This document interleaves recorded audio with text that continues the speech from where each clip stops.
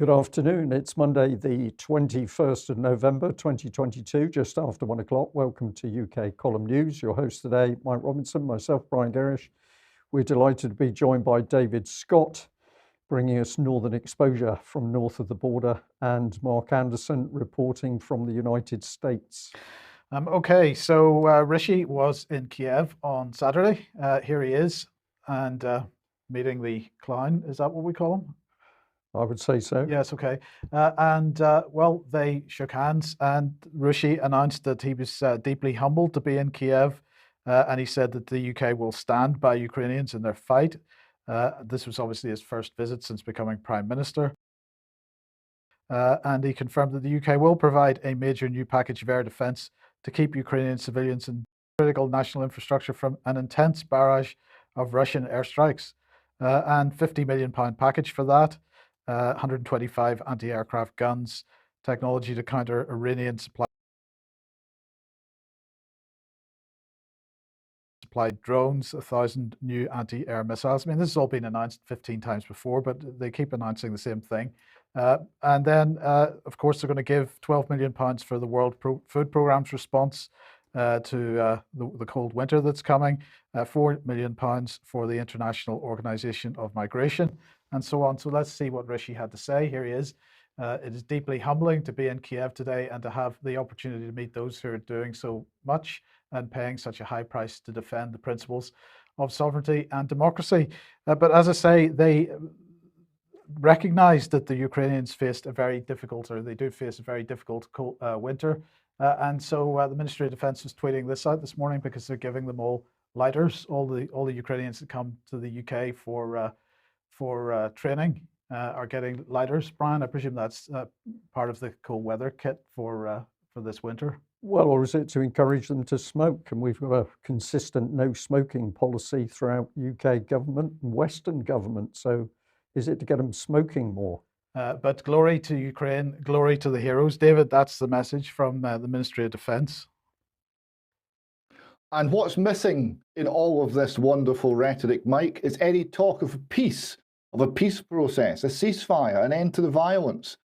We were told by a French official that if the Ukrainians recaptured Kherson, then that was enough and we could talk about peace then. But apparently that's no longer the case.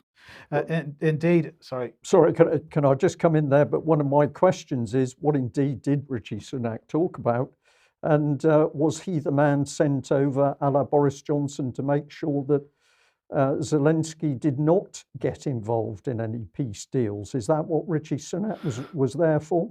We've got no notes of meetings. We've got no briefings for the British public.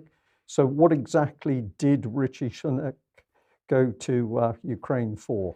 Indeed, good question. But in the meantime, no peace going to happen at the OSCE because Poland has decided that Russia should not be allowed to attend the upcoming OSCE meeting in Łódź. And in a statement, the Polish OSCE chairmanship said delegations should be adjusted to the current EU regulations and not include persons that are sanctioned by the European Union following Russia's illegal aggression against Ukraine on February the 24th. A number of Russian nationals were added to the list of sanctioned individuals, including Minister Lavrov. So Lavrov not allowed to attend the OSCE meeting. This was the response from the Russian Foreign Ministry.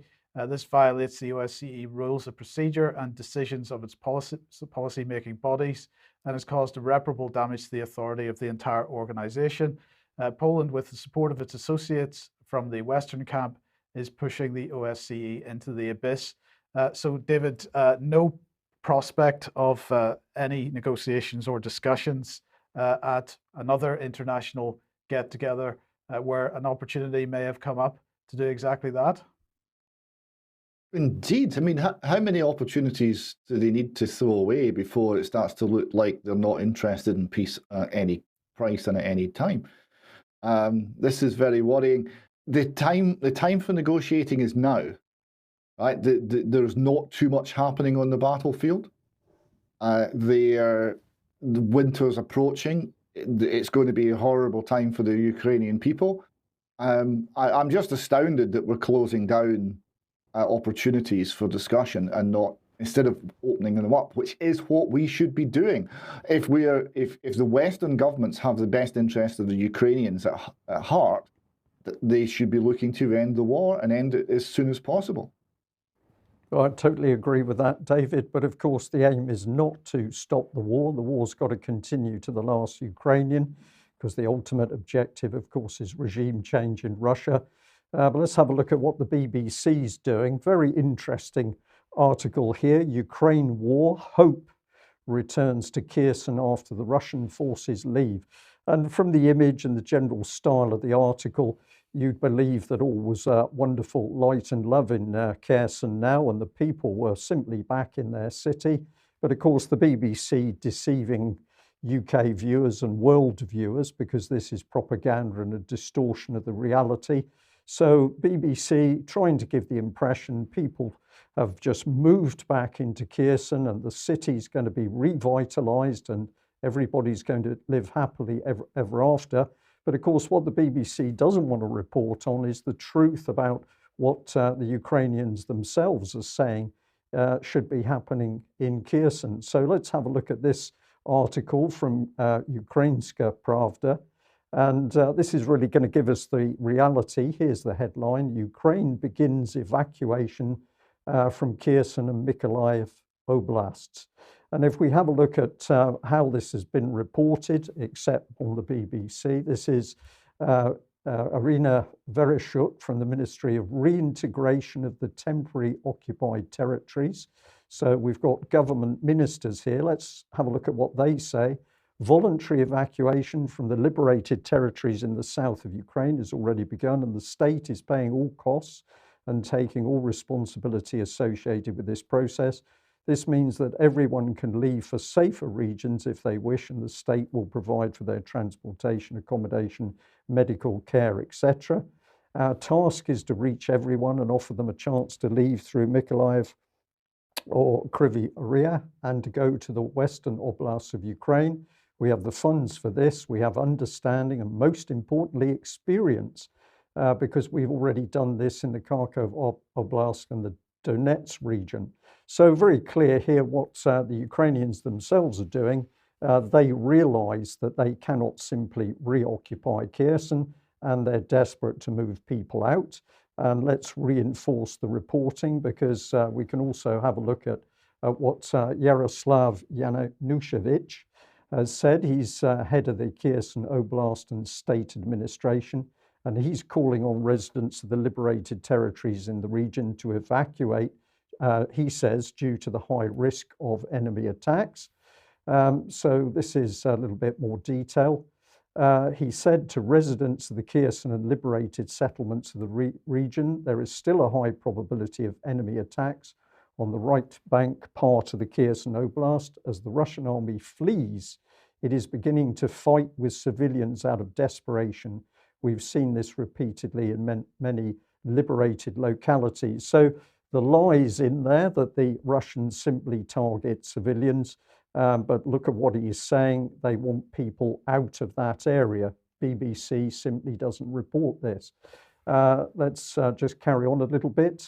He goes on here. Also, before they fled, these vile enemies caused serious damage to our critical infrastructure, which provides electricity, heat, and water.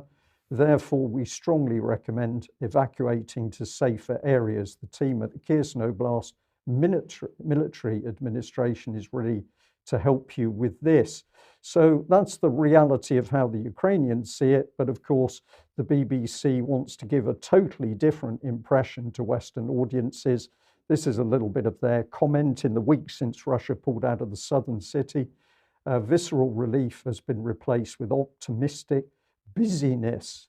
So an acoustic band is playing Western covers. Queues of people snake around the city's main square. That's because they're being fed, of course, and there are tents where residents can get a hot drink or first aid. So the BBC would have us believe that Kherson is to be revitalised as a city, but this is a complete lie. It goes on here to say, despite its appearance, the boundary in Kherson is far from clear. In pulling out, the Russians left thousands of soldiers and collaborators behind. So another lie by the BBC, because of course Kherson was predominantly a Russian city, and many of the people supported the Russians, and probably still many of them remain. David, you wanted to come in there? Well, before it got very dark and this talk about thousands of collaborators left behind, which starts to make the evacuation look like something else, I was just astonished that BBC Speak now has mass evacuation as is described as optimistic busyness. I thought that was a memorable moment in the decline of the BBC.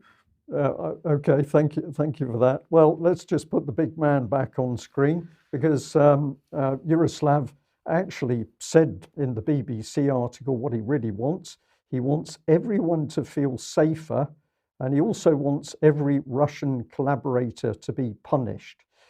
So I think we know what sort of man he is and what that's going to bring to Kherson. But of course, the BBC will not be investigating that. But let's follow it through. This is daily news. The Ministry of Economy told how many Ukrainians lost their jobs and went abroad because of the war. So more quotes from the Ukrainian officials themselves. Tatiana Berezina here, saying the war is destroying Ukraine's labour market. Fighting continues where 10 million workers were employed. At least 5 million people lost their jobs. Hundreds of workers died in the fighting. And she goes on to say about 7 million people have already left Ukraine due to hostilities.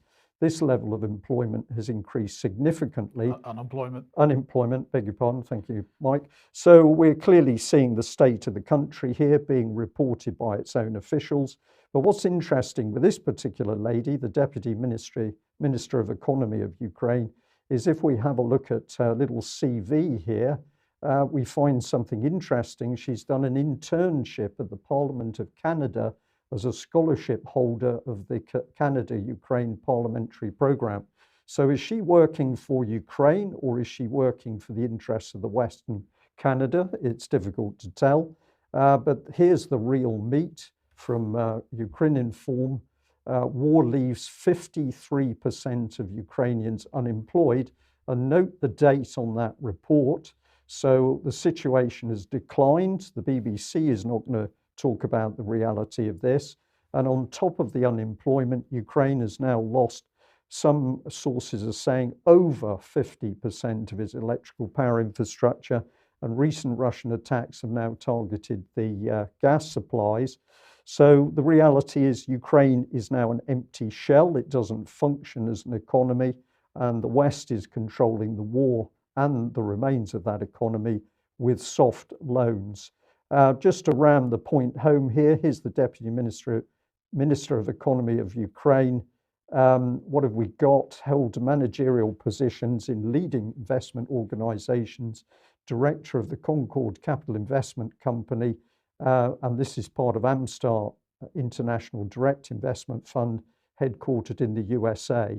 So presumably he's in a great position to help get BlackRock and the banks simply chewing up what's left of Ukraine.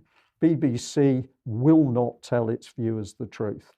Okay, well, Brian, just talking about the numbers of people leaving Ukraine at the moment, let's have a short piece of video here from Dublin. I'm a resident here. I want to know what's going on. What's your name? What's something to do with me? I'm asking you a question though. What's going on here? Yeah, but this is an office block. This is an apartment or a hotel. It's the government.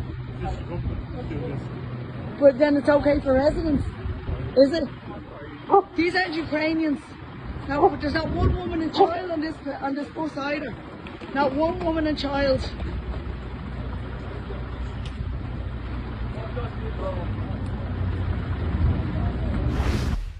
So a busload of Ukrainian men, no women and children, according to that commentator, all going into a government building in Dublin to be accommodated.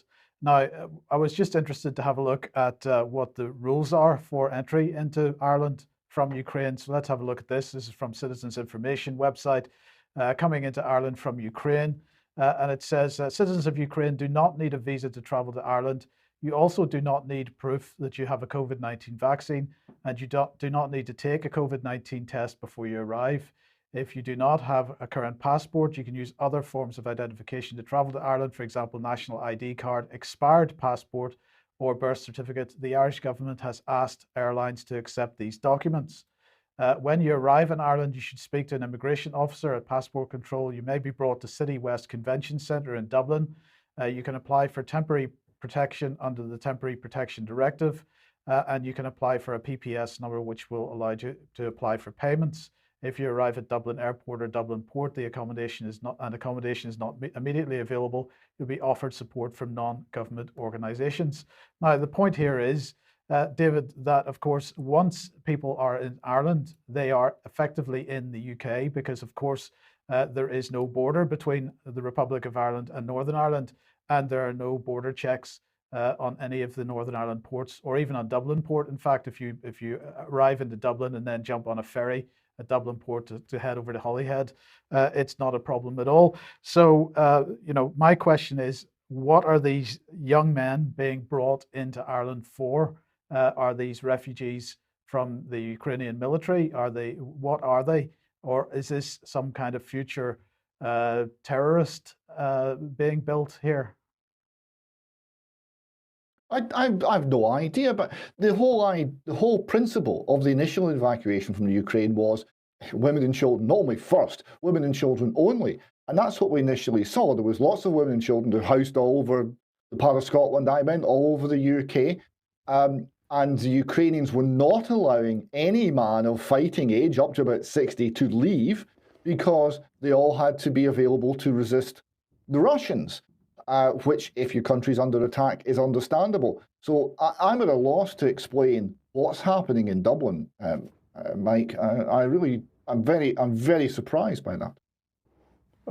Well, David, if I may, I'm going to add, this is Peter Sutherland, in my opinion. This is breaking down the nation state by using mass migration. So these young men, in my opinion, are being used. But maybe we get another clue here if we go back to the BBC. This was a headline today: solve worker shortages with immigration. And this is the CBI boss. So the UK should use immigration to solve worker shortages and boost economic growth. The boss of the UK's biggest business group will say on Monday. Tony Danker will call on politicians to be practical about immigration at the CBI's conference in Birmingham. He'll also say that the UK should enable economic migration in areas where skilled workers cannot be found. Well, we've got no skilled workers because, of course, we've destroyed the education system to create those workers. And now we've got the perfect excuse to bring in more migration in order to solve the problem. So another lie being told. But what ultimately will these young men do? What will they be involved in? We've got to wait and see. But it doesn't look promising, I think, for stability in Ireland or the UK. Okay, yes, David.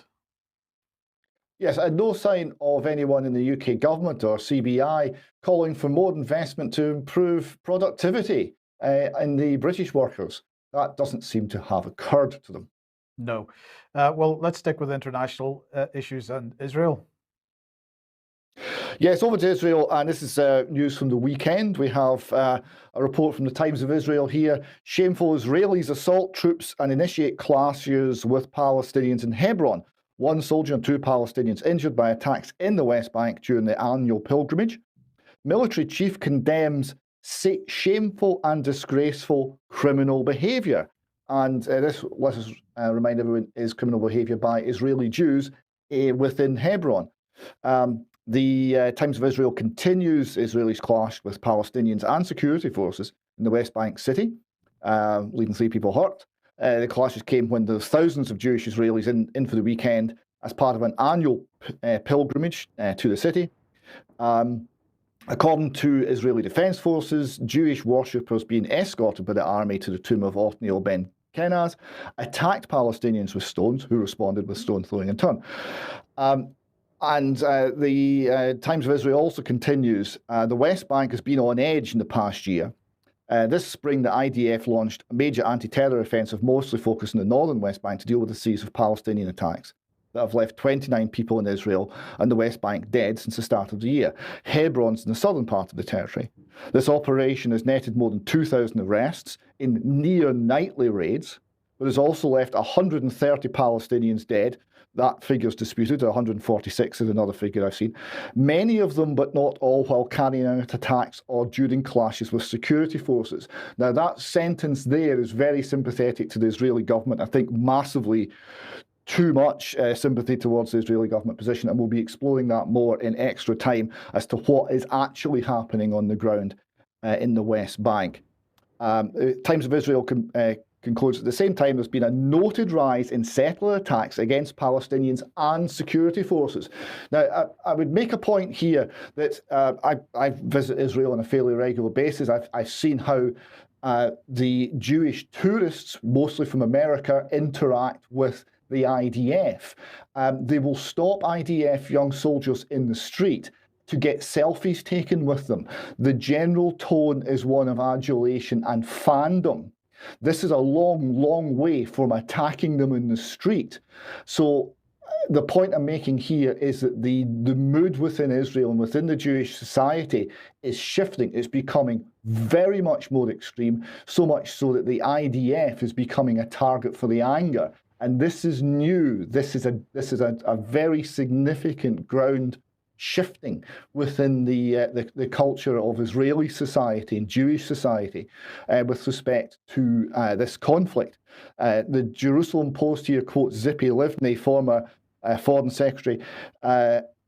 Israeli attacks against the IDF soldiers are likely to increase. She says, quote, "Those who accept settler violence against Palestinians will also get violence against IDF soldiers. And those who think what happens in Hebron stays in Hebron will get it everywhere in Israel."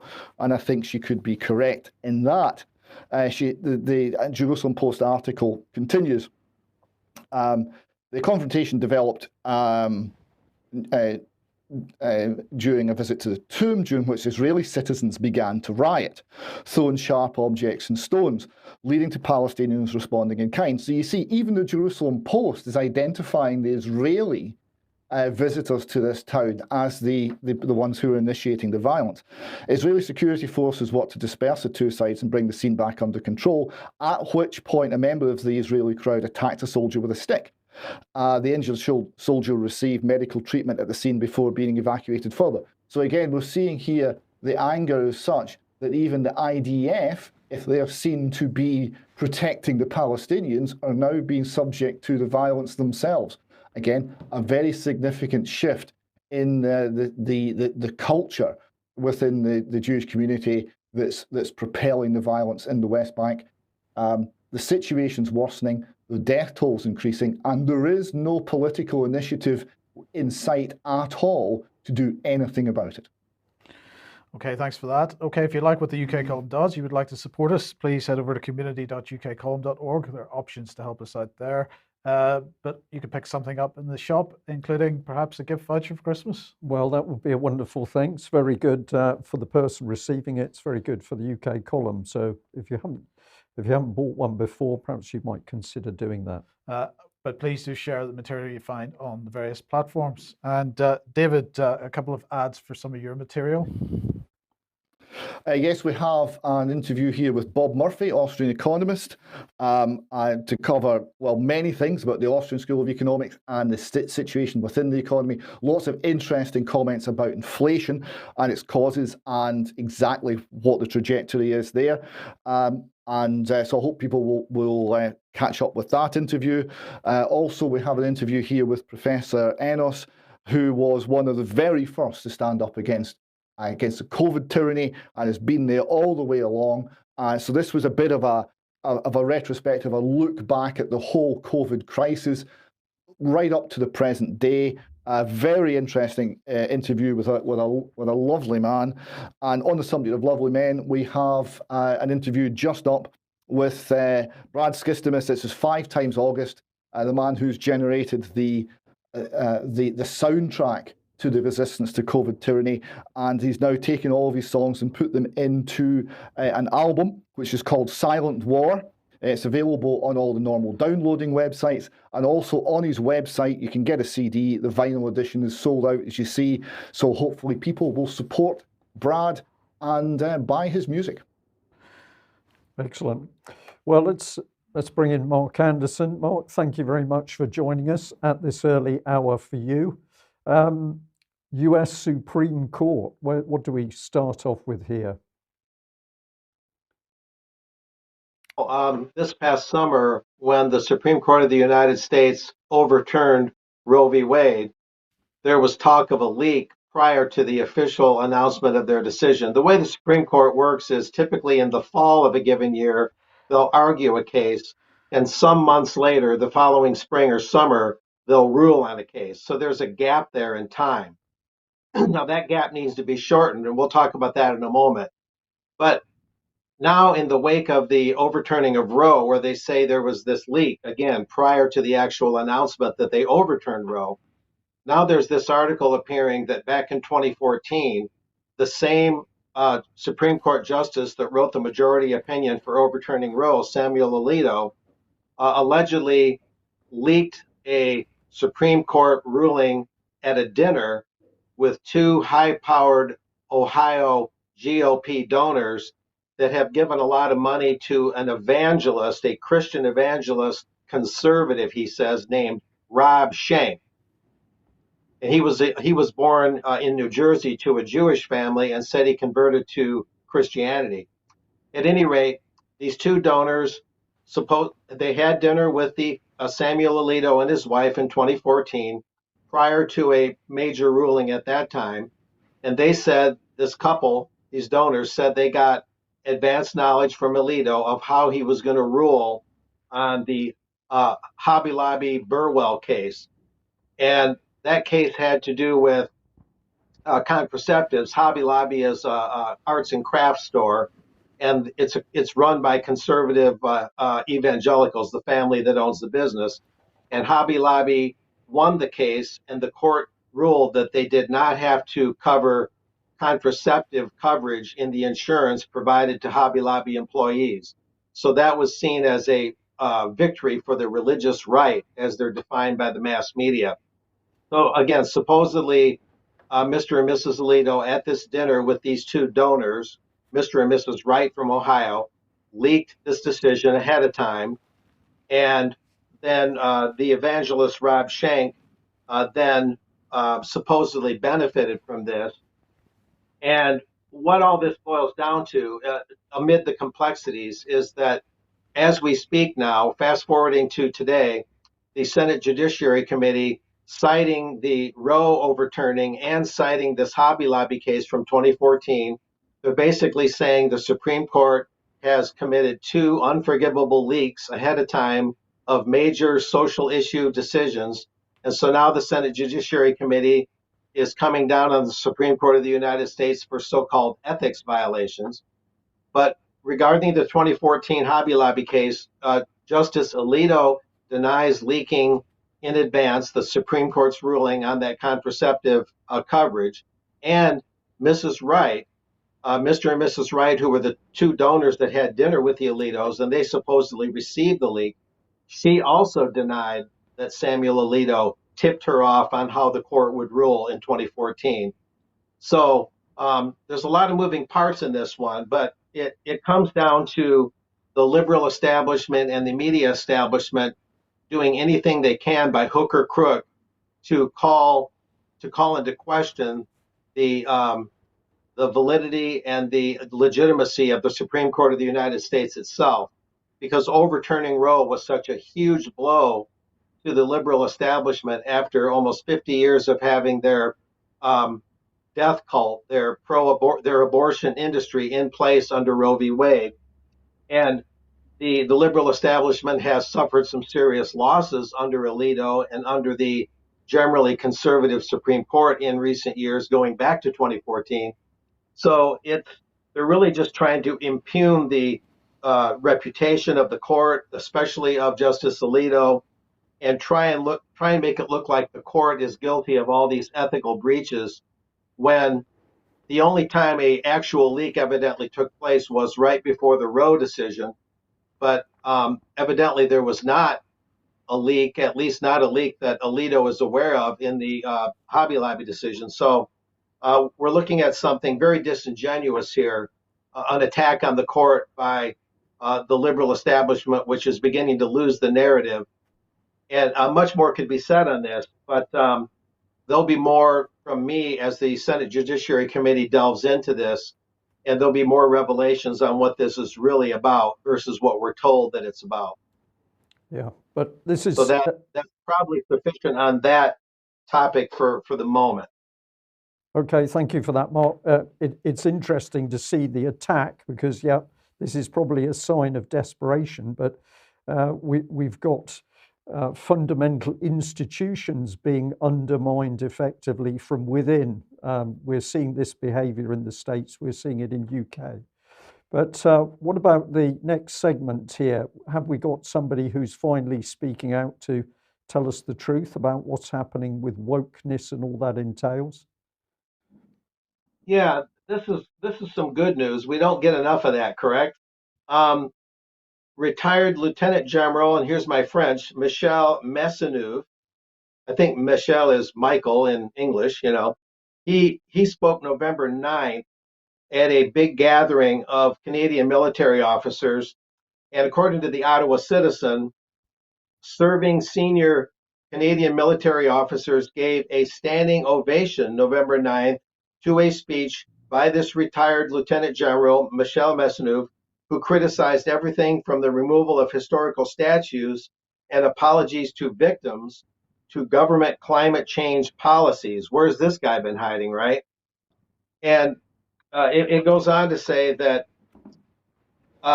Lieutenant General Maisonneuve, forgive my tortured French, he accepted a top defense award, and he took a swipe at leaders who he claimed divide society rather than unite it. And while he did not specifically name Prime Minister Justin Trudeau or Hillary Clinton, and this is the Ottawa Citizen still, Maisonneuve said, "Can you imagine a military leader labeling half of his command as deplorables and fringe radicals and less thans, and then expect them to fight as one?"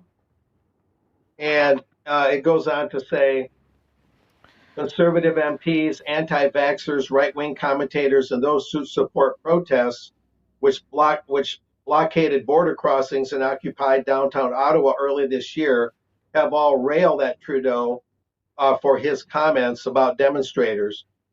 And so basically, this lieutenant general is swiping back at the woke culture, and he found a good opportunity to do that. And the Canadian military establishment, those of the politically correct stripe, were quite uncomfortable about this in a very public way for this lieutenant general to come out against this and say that people like Justin Trudeau, who back in 2015 said Canada was the first post-national state, taking a swipe at people of European extraction that helped comprise a large part of Canada from its very beginning.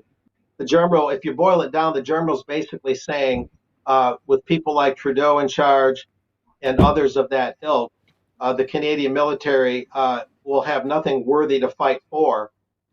And so he's really coming out and saying that this cancel culture and the whole politically correct thing is an affront to Canada and an affront to the Canadian military that needs, you know, a real identity or a real nation state to fight for.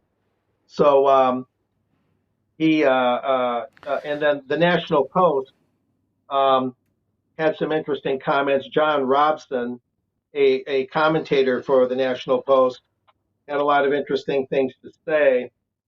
And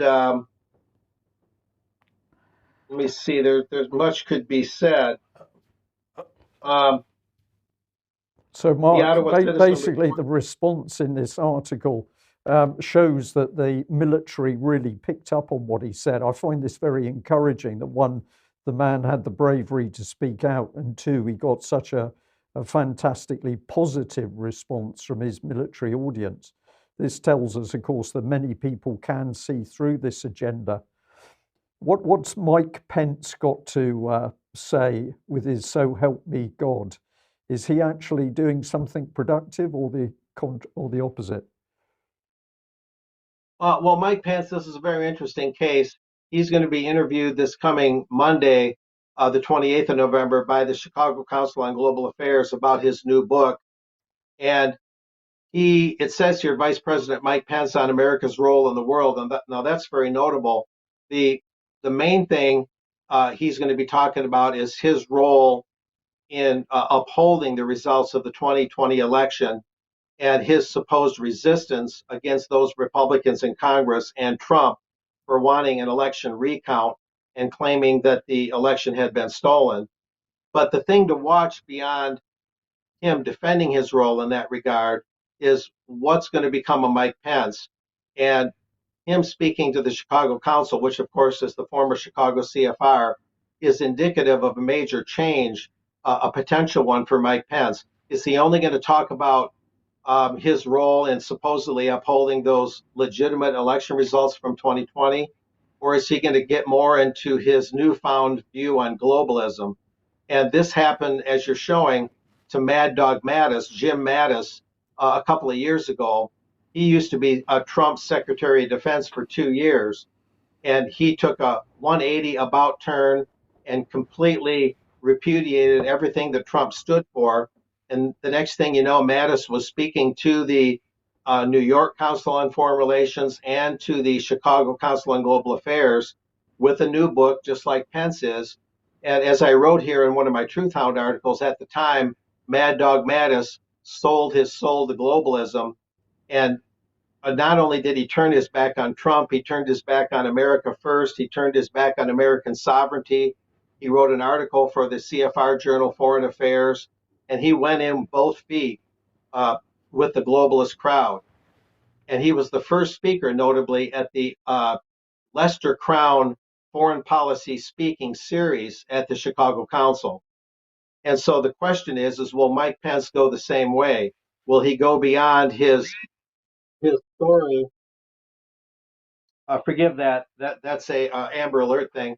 Will he go beyond his claims or his part in the 2020 election, and will he follow the path of Mattis and adopt a more globalist foreign policy, be a born again globalist, you might say, rather than a born again Christian as he claims to be? So all eyes are on Pence and whether he'll follow the Mattis route and join the globalist crowd and pretty much leave conservatism altogether, traditional conservatism.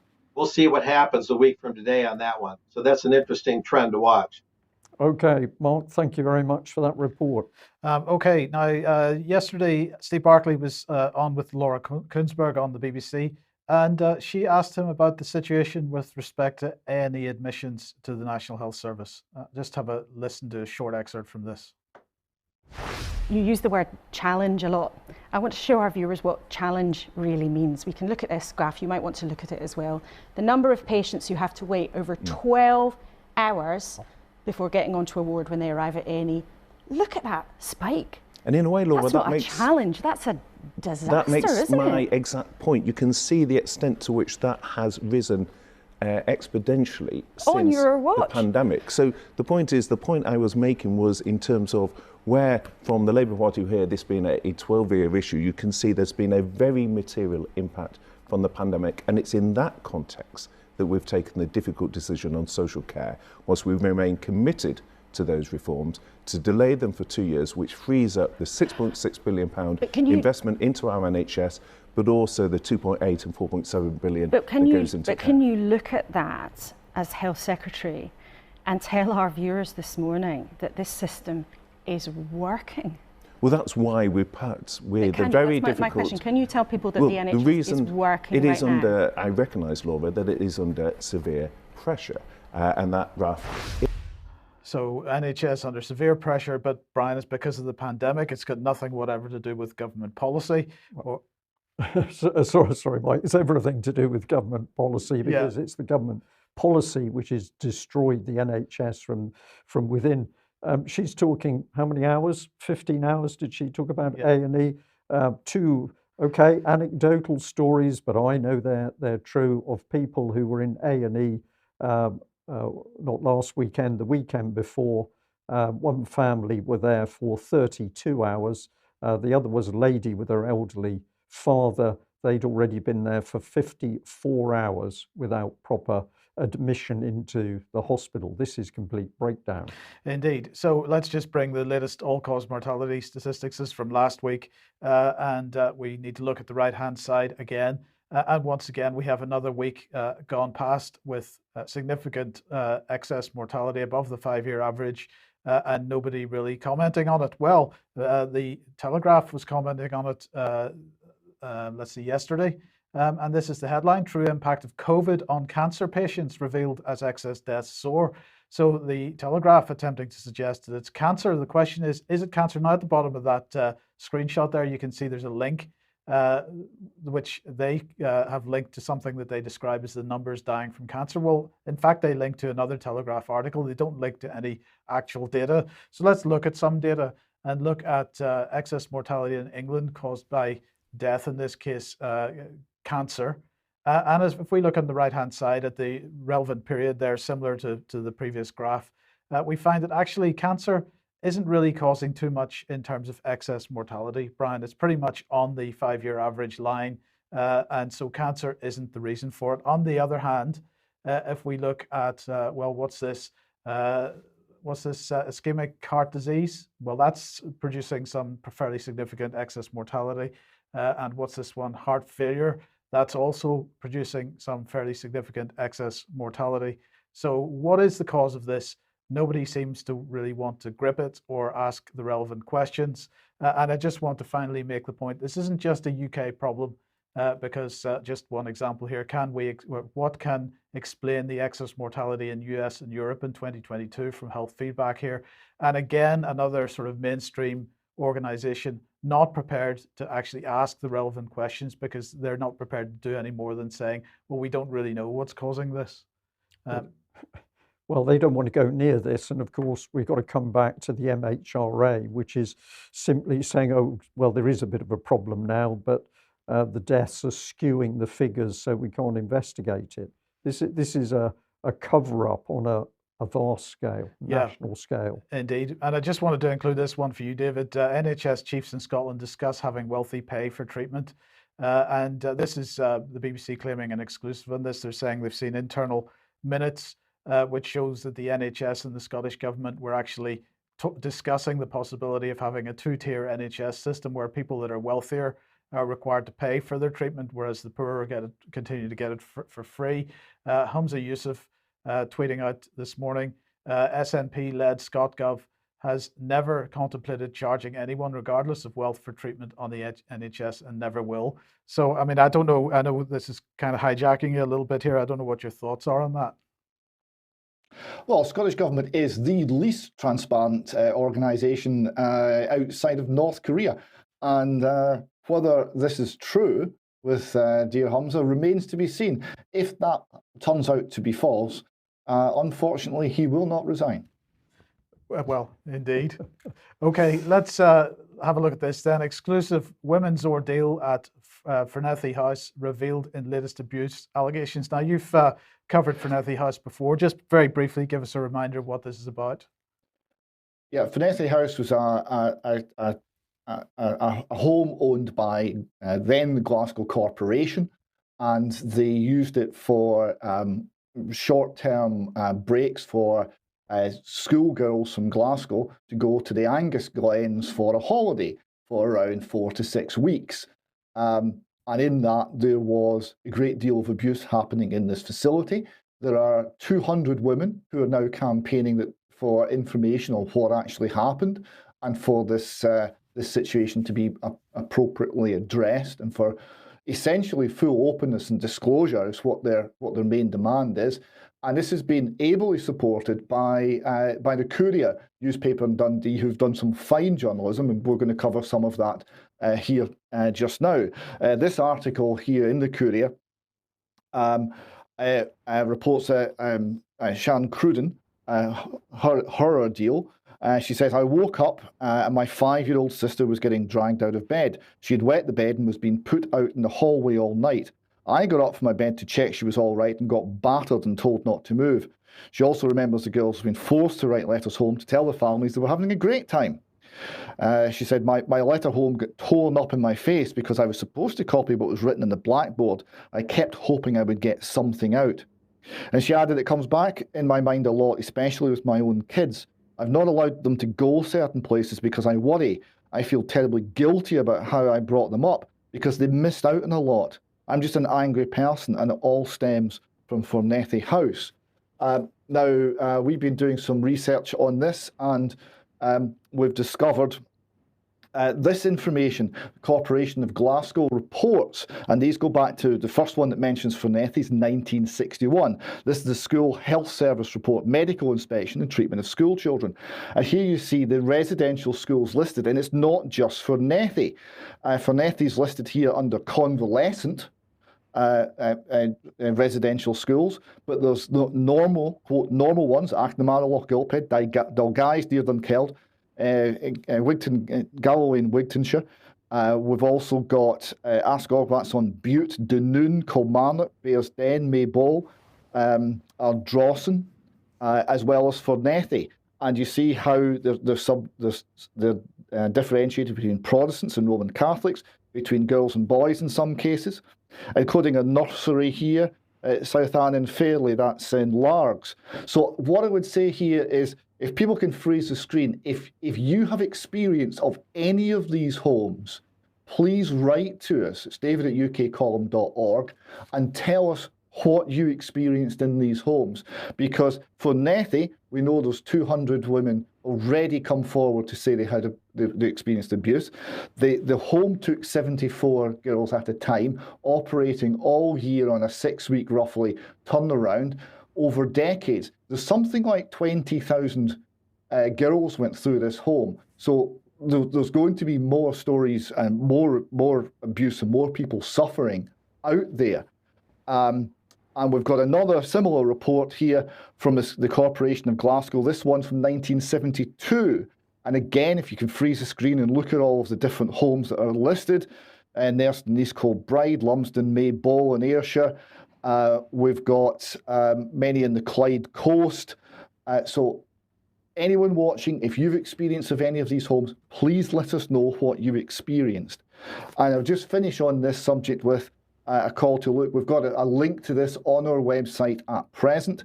This is the main Courier website detailing the abuse suffered by the women and the investigation into the abuse suffered by the women at Fornethi. It's called Abused as Children While on Holiday in Angus. Now These Women Want Justice by Brendan Duggan. It's an excellent, long, detailed report with lots of video, lots of content. We have a link to it on the website, and I encourage people to seek that out as well. Okay, now let's move on to an event that's taking place on the 19th of November called Education, Not Indoctrination. Yes, so this was over the weekend. This was on Saturday. And you see here it's advertised, we urgently need parents and communities to be involved in the public debate on Scottish education. Amen to that. And it was advertised as taking place in Civic House in Glasgow. But that's not actually what happened. As you see here, we've got Frank Furedi, famous author and significant leader in thought in the field of education. He was a main speaker at the event. He writes, this was an important event. The previous venue cancelled, but the folks at the Tron Church stepped up and gave us a venue to hold this discussion. So it was the very last minute they were cancelled. They suffered what we term cancel culture. But thanks to the Tron Church and fine people there, it went ahead. We've got the Times reporting the cancellation here. Glasgow venue Civic House cancels booking for Education Not Indoctrination conference, writes Mark Holm in the Times. So Civic House doesn't want anyone to discuss education, not indoctrination. That seems to be off the agenda for some reason. The Times continues, the conference, which aimed to highlight opposition to cancel culture, has itself been cancelled after venue staff refused to work at the event. Speakers at Education Not Indoctrination plan to claim that woke ideology is taking over schools and universities at the event in Civic House in Glasgow. It was forced to move to a new venue after the original host claimed that the topics they planned to discuss were offensive to LGBTQ staff members. Stuart Waiton, an academic at Abertay University, claimed the cancellation served only to highlight the need for the conference. He said, quote, "Cancel culture is now firmly taking root in Glasgow." I've experienced it, he's absolutely right. The whole point of this conference is to have a discussion about some of the dogmatic and ideological developments in schools, developments that clash with the idea of an open liberal education for all. This attempt to cancel the event is illustrated of the dangerous and deeply intolerant times we live in, where any discussion or disagreement about issues like race and gender are silenced. In an email to the conference organisers, Agile City, which operates Civic House, said, the content of the event has been highlighted to us via online marketing and through further research to be in opposition to the values held by our team. So the values weren't good enough. As such, the staff who were booked to manage the event are not willing to work. So there we go. They were called. Now, I had a little look into who specifically might have cancelled this. The most obvious person I could come up with, and apologies to this lady if she was not involved, Katie O'Grady. She's a community programme coordinator and head of front of house at Agile City. Her background, we see here from the Scottish Contemporary Art Network, is she's a creative producer living in Glasgow. Recently finished her master's at Glasgow University in curatorial practice. And her practice is concerned with ideas of how we perceive, create and contribute to our worlds. Unless, of course, you want to talk about indoctrination of children, in which case you're not allowed to speak. And her work draws from the occult and ecological thought. So that gives you an idea of where she might be in terms of her political and spiritual worldview. Now, we're very fortunate to be joined today by Richard Lucas, who was a speaker at the event, to give us a little bit of an idea of what was actually discussed. It will be online in a few weeks, but we'd like to know a little bit more about it. The feedback, Richard, I've got is it was a positive event and full of people who are active and well informed and keen to work in an energized fashion. Is that what you found? Absolutely. It was a good group of people from all sorts of backgrounds coming together with particular concerns about different aspects of the indoctrination going on in Scottish schools, but united in the view that it's just got to stop.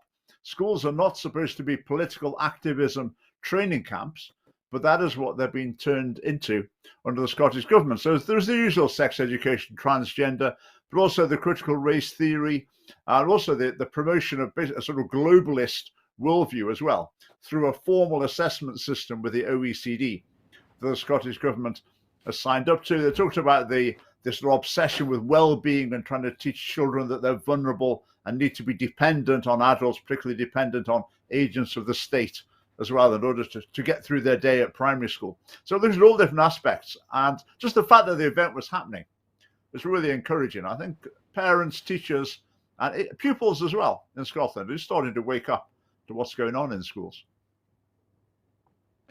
Yes, thanks very much for that, Richard. Richard and Stuart Waiton and many others will be joining us on the 15th of December for a UK column special on education, not indoctrination. So we'll have more details for everyone about that shortly.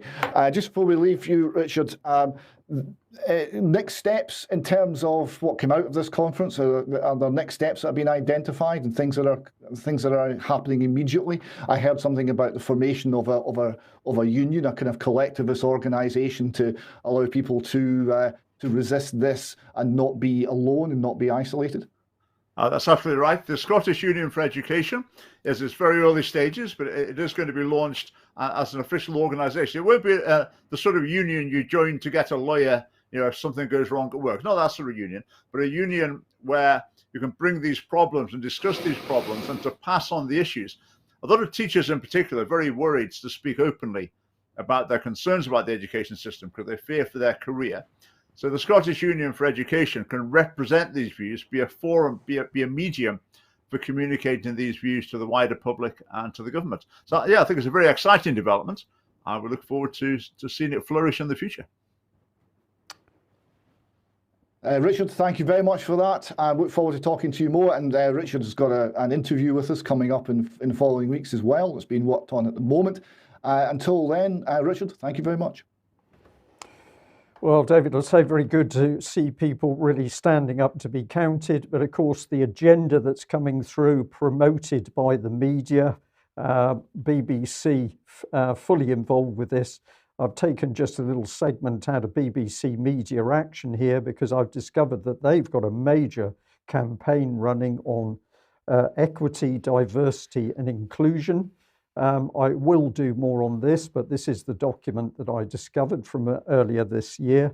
They are going to change the world. Let's not beat around the bush. Media Action is going to make all people equal. It's going to give promotion to minorities. It is going to create the most beautiful world. And this is all going to be done in line with sustainable development goals. So what we're actually seeing is the UN agenda coming in through the BBC. And this is in particular, of course, going to target young people, and it's going to target vulnerable people. We will do more to reveal what BBC Media is really up to with, of course, its government funding. But let's stay on the propaganda trail with the BBC. And a few days ago, we had this man on screen, Gerrish. He was commenting on what was about to happen with Kherson City. We're almost fully in control. And he was labelled by the BBC as an advisor to the Ukraine Defence Ministry. Well, I'm going to say we're pretty sure that this is the man, partner and director of special projects at CFC Big Ideas. And note on the right that he's not only working with the Ministry of Defence of Ukraine, but he's also ex-University of Oxford. So here's a little bit of the timeline: 16 years with CFC Big Ideas, and then a seamless move across to advise the Ministry of Defence in Ukraine. But what's his education background? Well, the University of Oxford. He's also been with the Ukrainian Institute of International Affairs, Kiev State Institute of Theatrical Art, always useful, and the University of Wolverhampton. So this is a very internationalist agenda. But if we have a look at CFC, we're an international communications consultancy headquartered in Dubai, UAE, and Kiev, Ukraine, established in 2002. The company has made its name by implementing big idea international projects. So these are all good people. And then we come to an interesting connection, which is through to the US Agency for Global Media. And it now becomes very obvious that what we're actually seeing is controlled media helping to run the agenda in Ukraine to the West's entire satisfaction. And this is the US Agency for Global Media. And of course, its history is effectively wartime propaganda from the United States and the Western allies at that time. That has now been transformed across. So the propaganda machine is going to protect US interests worldwide, and that includes Ukraine. So we shouldn't be surprised at where this has led us, because of course Ukraine is going to continue to fight for the West. We control the budget, we control the economy, we control in principle the fighting forces, and we certainly control the media. But a really excellent article here from the American Conservative, Blame the Deep State for the Carnage in Ukraine. And that sums it up nicely. But my key point is that, of course, the constant change we're seeing in UK and elsewhere is coming about through these pernicious woke agendas and the propaganda through organisations such as the BBC. But of course, we can see the Americans here also involved in it. Okay, let's move on to financial matters very briefly. And I just wanted to highlight this article in the Financial Times, Let Crypto Burn. And this, of course, is a comment which is falling out from the FTX collapse. So anyway, let crypto burn. Let's see what they're saying here. Finance is all about trust. The loss of trust from surging failures already is bringing about crypto's demise. The market capitalization of the myriad coins is down by about 75% from its November 2021 peak. And so really, I'm not a fan of cryptocurrencies as such, but it is the off the scale hypocrisy in this article that I really wanted to highlight here. So let's move on with it. It's hard to imagine trust in crypto recovering from the scale and scope of FTX's failures. Until very recently, FTX was a leading exchange and was widely touted as a guiding light in an industry rife with charlatans. However, FTX intentionally chose to locate in a jurisdiction beyond the legal and regulatory purview of those nations with the largest financial systems. So just first of all, the claim that FTX was somehow a charlatan organization compared to the mainstream banking system. I mean, this is ridiculous, and particularly if you were watching Friday's program and saw the links between the FTX chief executive and his girlfriend and the Securities and Exchange Commission. But dealing with the idea of locating to a jurisdiction beyond the legal and regulatory purview of the regulators, isn't that what the Cayman Islands is all about? This is exactly what the mainstream financial system does when they don't want to be regulated by the Financial Services Authority or the SEC. And then the article goes on. Moreover, reports now reveal that FTX lacked transparency, misused customer funds, engaged in related party dealings, and had weak corporate governance and accepted phantom collateral along with other unsafe practices. Well, let's just very briefly look at the biggest money laundering scandals, just to take one thing: HSBC, Wachovia Bank, Standard Chartered Bank, Danske Bank, Commerce Bank, Westpac, Goldman Sachs, BCCI, it goes on. The hypocrisy off the scale here. And often find amounts which appear large to the public, but to the banks themselves are really minor amounts of money. Yes, and then finally, so the big question is whether the authorities ought to create a new regulatory and supervisory framework that protects property rights and enforces principles of safety and soundness. Concerned about further losses from the collapse of crypto, many are calling for new rules to protect consumers. And David, assuming you're not laughing your socks off at this point, I just thought I'd run through, were there any new rules in place after the 1637 banking collapse, 1797, 1819, 1837, 1857, 1884, 1901, 1907, 1929, 1937, 1974, 1987, 1992, 1997, 2000, and 2008? I think we all know the answer to that. Well, the answer is yes. We've got a lot of rules, and the rules are there to protect the guilty, to protect the criminals against losing the money that fraud tends to end up with losses, and to make sure they're bailed out by the taxpayer, and to prevent any sort of transparency or honesty or recompense to the public.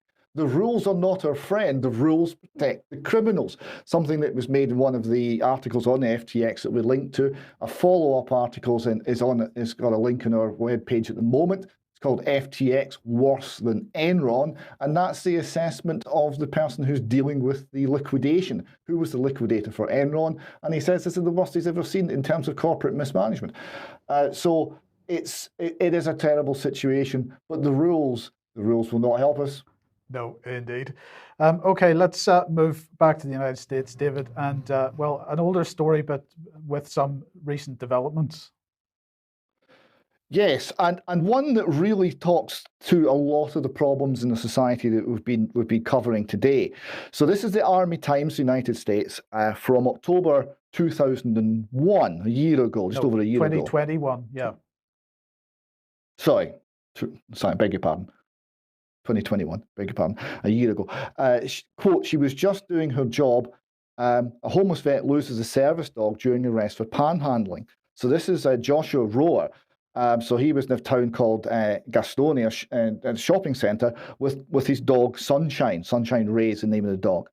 On October the 13th, when a 911 caller contacted the police. Now, Rohr wasn't bothering anyone, but the caller said that having the dog with him was his way of using sympathy to get money.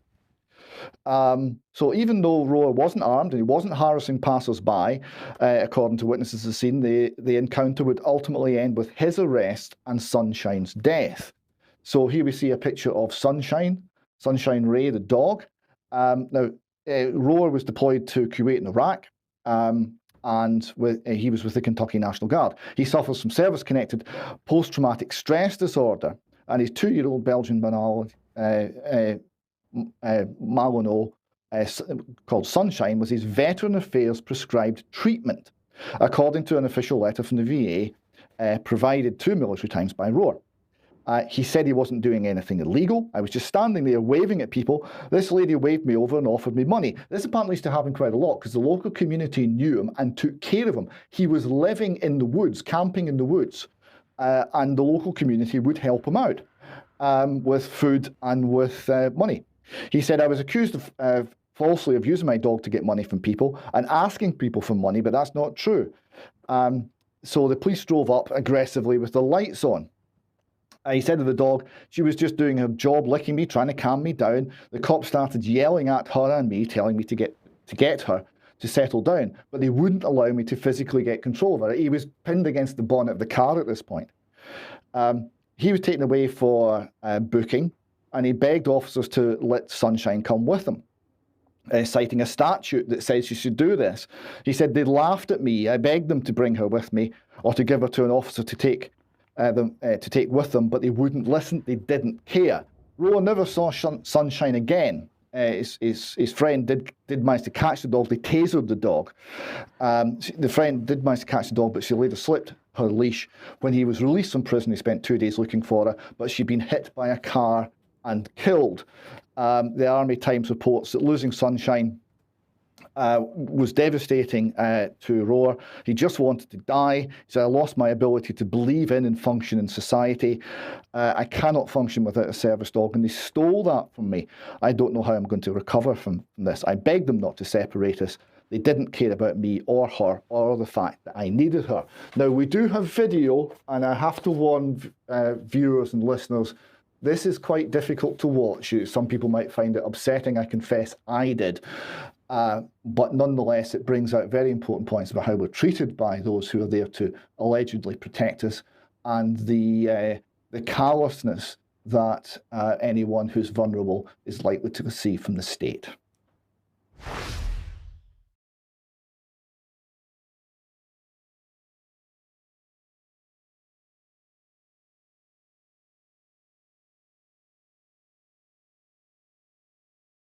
I just saw you take money from that car.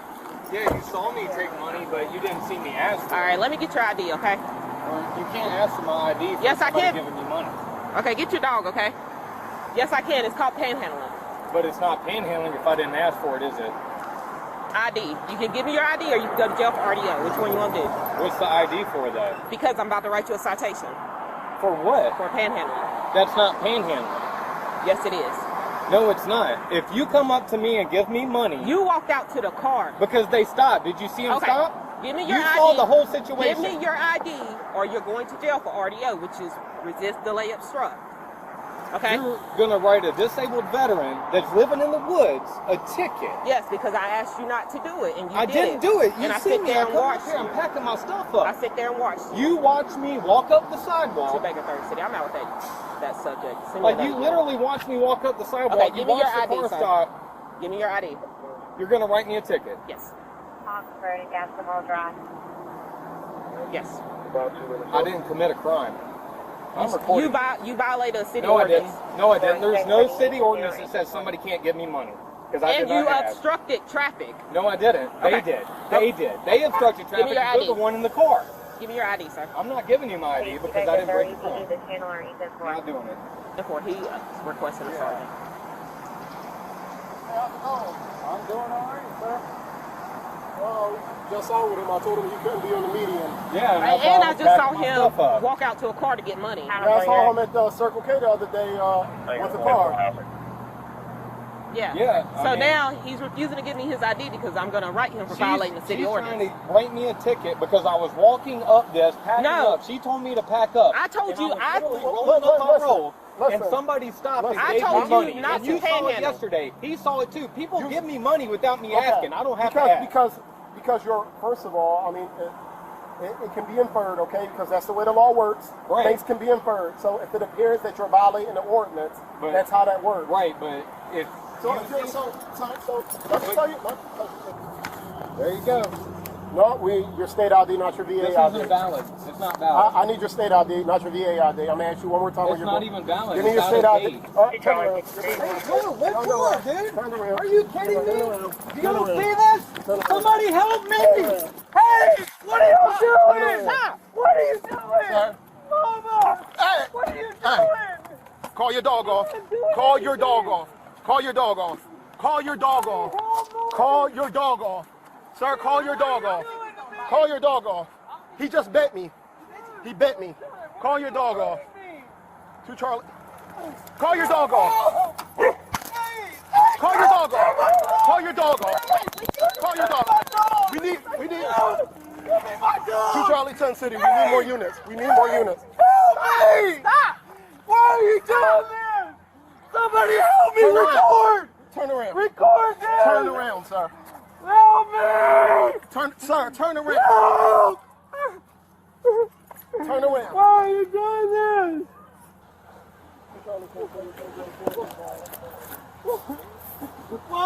No, take that. Charlie 10 was bit by the dog. It bit my foot, and I knew it was going to bite you, sir. Charlie was bit by the dog. Help me! What are you doing? Negative. Relax and give me your hand. Why are you doing this? I haven't done anything. I am cooperating. His dog bit him. Somebody help me record this. I hit you, but what? Please help me. Trying to get something from him, and it won't happen. I have to do what I have to do. The dog bit me. We're at No, I the... didn't, because you shot him with a taser. Gas him off. Please help me. Why are y'all doing this to me? Sunshine Ray. I need my dog. She's my medical device. Where's my dog? Where's my dog? Where's my dog? Where's my dog? And yes, so that's how they treated him. And the callousness on display there, the indifference to suffering, the response to vulnerability with just more aggression, the abuse of the animal, the abuse of someone who's obviously in a very bad place and is personally struggling was just horrendous. We've got here the Charlottesville Observer. They're talking about what happened to the officers. Brooks, the officer who tased the dog, he received Brooks was the female officer, beg your pardon. She received a 3-day disciplinary suspension without pay. And Taylor, the officer who tased the dog, resigned in February. I suspect that his time in that community was over because any time he went out, he was hearing the phrase Sunshine Ray, because anyone seeing that video simply wouldn't allow him to police them anymore. I think he probably had to resign for that reason. Brooks had posted on Facebook that Rose Backers sounded dumb as hell, according to the Gazette, although the department refused to say why she was suspended. Rose panhandling and resisting arrest charges were dismissed. The Gazette reported, although he was sentenced to 2 years supervised probation after pleading guilty to an unrelated charge of driving without a licence. An update on this from November 10th this year, and a much more positive, upbeat termination to it. Here you see Joshua and his new dog, and he's campaigning for justice for Sunshine. Also, he's campaigning, and successfully, for starting a veterans treatment court. So Gaston County will sue on a veterans treatment court to help veterans in criminal trouble. Roa said in an interview that he had a chance to see this in action. He liked what he saw. Quote, "I observed the court once last year when they told me about it. And like I said, it was all veterans. The judge was a veteran, the DA was a veteran, the prosecutor was a veteran. I've never seen anything like it. When you get up there, they clap for you and they cheer you on, and the judge is down on your level, and he's not like up on the podium. You're all on the same level. You're all on the floor together. It's not as intimidating as a regular courtroom because they're there to help you. And if anyone wants to help Joshua, there is a GoFundMe site. for Joshua and the fight for some justice for his dog, Sunshine Ray. It's doing very well. They've raised $45,000 so far of a $50,000 target. But if anyone's out there wishes to assist him, I'm sure that between housing costs and food and all the rest of it, there'll be plenty of good uses for the money and indeed legal costs. So GoFundMe page, Justice for Homeless Vet Joshua and Sunshine Ray, is available if you wish to assist. David, a tragic story, and I can tell by the responses in our chat box that that's affected many people. When you talked to me about this particular incident, I felt it was indicative of a breakdown in the United States, particularly for a country that stands on the world stage and lectures people on how democratic and freedom-loving they are. Mark, very quickly, because we're right at the end of the news, I think it's appropriate just to let you respond as an American guest with us today, but it's pretty appalling that this sort of stuff has started to go on in the West. Yeah, this is illustrative of a huge intellectual bungle on the part of Americans, especially conservatives. They say support your local police. That's the conservative, proper thing to do. And support your soldiers. That's the right thing to do. But the history, especially recent history in the U.S., is rife with stories of police abusing veterans. It's a strange situation. It's almost paradoxical. But one of the big problems with America, and this is also illustrative of it in a sort of indirect way, is that we put so much of our national pride into the military. We really don't have an agreement on what our Constitution means anymore. We have all this multiculturalism. There's no real focal point.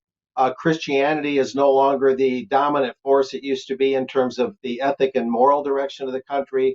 We put it all in for the military in the U.S. So, we support our troops no matter what, no matter how illegitimate the globalist mission is that we send the troops on.